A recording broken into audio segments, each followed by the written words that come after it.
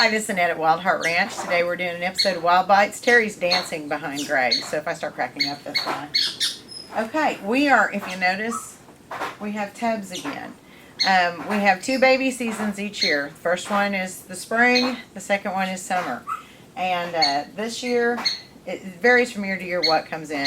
This year we're getting more baby cottontails, possums, skunks, and squirrels for our summer baby season, which is our second string. We basically have gotten everything released outside and pre-release. We were dealing with just mostly injuries, and we had about 30 or 40 babies in here, and then now we're filling up again. I just want to show you some of these guys. Now these little ones here, these are pinky possums. Teeny tiny little thing. This is a pinky. He doesn't have any fur. His eyes are not developed, his ears are not developed, and his mouth is still partially sealed. And it's very difficult to feed these kids. These came off of a dead mother. Somebody was checking a pouch, and these guys were still alive, so they brought them to us. And we've got them in here on heat. Now these guys have to be tube fed. Here's some possums that are bigger. These are much easier to feed. They're still tiny guys. Again, these came off of a dead mom. But we have our eyes open, and I just fed him. I don't know why he's hunting food. He's got a full belly. And then we come up a step, and we have these kids here. Now these are self-feeding. There's 50 teeth in that mouth, and they're showing them off to us. Yep, we've got some big old ears, and eyes are bright and poking out. They have their formula mashed in there with some water. They're still on heat. Okay, these here are just now starting to self-feed. And they get pretty crusty when they're learning to eat out of a bowl on their own. They're at that in-between stage where he's got his belly full, but they're learning to eat on their own. And then we have one of these little tiny miracles. This is a pinky squirrel. Most people would see this, they would think it was a mouse. This is a little tiny squirrel. We've had her for 3 days now. She is eating. It's amazing. Terry is so trying to make me laugh. Terry, don't you have something to clean? It's amazing that we can even get this little one to eat, but he does. And the way you tell this is a squirrel, look at the little toenails. See how they're black? That is the telltale sign, because every embryo pretty much looks the same. It's got a tail and no fur, but that's how you tell it's a squirrel, is those little tiny black toenails. But yeah, we don't even have eyelids yet.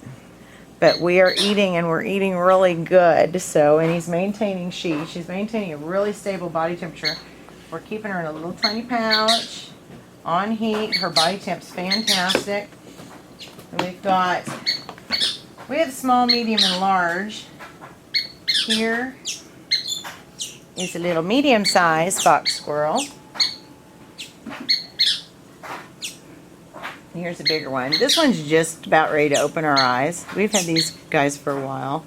Little female, little male. So Terry, I think squirrels are ready to eat. They are cute. They're all happy and warm in their pouch. And we do the buddy system. If anybody's close in age, they get to be roommates. Okay, now we have different sizes of cottontails. These are our little guys. Most of these are still being syringe fed because their eyes are not open. As soon as their eyes open, they get to eat on their own. And they eat their formula and clover. We have kind of a variety in here. Some of these are... Here's one with his eyes open. Bunnies struggle in captivity. Wild cottontails, they're low man on the totem pole as far as the food chain goes. So they get very, very stressed very quickly. And here are some that have their eyes open that are self-feeding. This one's trying to hide, but we just took some new kids in, so they're a little spooky. But they're in here in a bed of clover. They've got their formula and their water bowl. And they're checking things out and self-feeding, and we just check them for condition, make sure they're getting plenty to eat. They're trying to hide. This little darling here, I need to check her anyway, otherwise I wouldn't disturb her, but a dog got her, and she fractured her back, and she's starting to get a little bit more movement in her legs. The spinal cord's still intact. See her pick her feet up? She pulls both her feet up for me. Spinal cord's intact, but the spine was fractured. So you need a clean blanket. But she's a very good patient. She doesn't overstress. She lets us work with her. But we're treating her for inflammation. With cottontails, they fight so hard. It's like a fawn. If something grabs hold of them, they will fight so hard to get away that they'll actually break their backs. And that's what she's done. She's a good eater. She's a mellow patient. But yeah, we've got a little humped up place right here. She's got a bone spur now, so that means the bone is healing. But spinal cord is still intact, and we're still going to give her a chance. I'm going to put her down real gently. But she is kicking those feet. I'm going to put your lid on. I'll be nice and quiet. I'm going to walk you around here in the back. I'm going to show you the mink. You haven't got to see him on video. This is a raccoon that's very new and very stressed. Our little mink is hiding under his bedding. Hi, kid. Oh. There he is. Can you see him? He's about to probably disappear on us. He's a very reclusive guy. He's neutered. He's a neutered male mink. So we don't know the story, but obviously he was in captivity at some point. But he didn't like to be bothered much. We're still trying to decide on. And if you remember little Scooter, his little skunk, the dog shook him and fractured his back, just like the rabbit. Same situation. But we have back feet now. Now when Scooter first came, we had no movement at all in our back legs. And now we are kicking our legs. See? He's trying. He's got formula on his head. It's kind of crusty right now. But he eats great. We have a nice big round belly. He poops good. And he's wagging his tail. He just did it again. First time I've seen him do that was this morning. He's shaking his tail. So we're getting excited about little Scooter.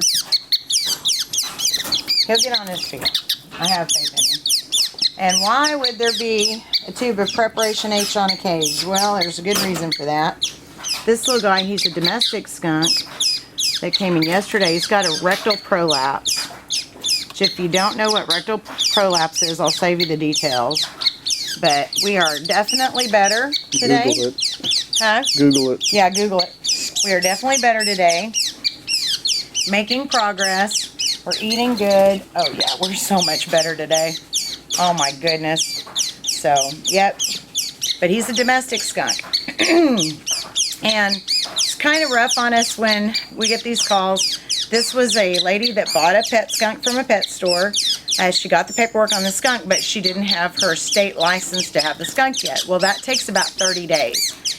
And a week after buying the skunk prolapsed its rectum, which is not unusual for a descended skunk to have a problem with his rectum. When they remove the scent glands, they break connective tissue that helps hold the colon in place. And if these guys get constipated, things turn inside out real quick.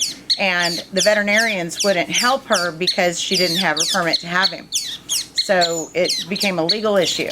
So this guy's going without medical care because everybody didn't get their ducks in a row. And the buyer was did not know that the vets wouldn't help her animal if she didn't have a permit yet. So she didn't have a choice but to turn him over. We can't work on people's pets. We're not veterinarians. We're wildlife rehabbers. We are skunk specialists. We can help these guys. I'm very familiar with this condition because it is so common in skunks. And so anyway, she had to give him up because it's the only way I can help. But anyway, it was up to her, and she called around, and I gave her every veterinarian's number that I could think of that might help her, and they gave up. So we have him, and he's a sweet little guy, and he's doing good. And I have lots of faith in... Oh! Did you get that? That was awesome. Dan the Pirate. So I'm going to put him back. I've never seen Teddy in that situation before. Here's some older possums. Now these will probably eat me. See if Greg can film them. Look guys, we just disturbed them, so they've got their mouths open and they're mad. Oh, I've got another sad story. This guy here, and he's going to get real upset when we look at him, so we're just going to peek real quick. This is a coyote. He's being treated for mange, but the sad thing is that he was tame when we started. I think somebody had him for a while. He had chewed his tail off because of the mange, so we've repaired that. The tail's good, but every time, I mean, he was a sweet little tame coyote, but every time I'd have to get him out of the cage, he was getting dipped for the mange, and his skin was raw, so it burned, and it was awful for him, but we didn't have a choice. So now he hates us, and it's okay because he's going to be releasable because he hates us. We were a little concerned in the beginning. They're in these smaller cages because of the mange. We don't want to contaminate outside. He is growing hair. This little guy came in completely bald with mange. It's hard to see him, but we are growing hair. He is about a few days away from going to an outside cage. I wanted him to get some hair grown. And the other coyote barks, which is bizarre. I've never heard a coyote sound like a dog, but he does. But yeah, that's that first coyote barking. This little guy will be a roommate to the other one, but we're going to take that slow. And then we got this beautiful cranian. We are sleeping. We've got our little beak tucked under our wing. We're taking a nap. She's getting ready to get her foot treated, so I'm not going to disturb her because we're fixing to handle her. But anyway, I've still got some other animals over there, but this is running long, so just want to tell everybody, second string of babies happening. All the wildlife rescuers are tired and broke. And so anyway, if you find these animals, get them into a wildlife rehabber, and they're probably going to answer the phone and go, oh, okay, you know, because we're all exhausted. But we're all still plugging along, doing it for the animals, and forgive our fatigue. And if you do take something in for rescue of any sort, gather up supplies, a little bit of money, something, help everybody out. Everybody's worked real hard. And even for our domestic rescues, dogs and cats, puppies and kittens, these rescues have been hammered with orphan puppies and kittens and bottle feedings and buying formula. So your domestic rescues also are needing a little boost. So just look up who's local, call them up, ask what they need, and feel free to give your time when you can, because we're all pooped. Thank you, and have a great rest of the day.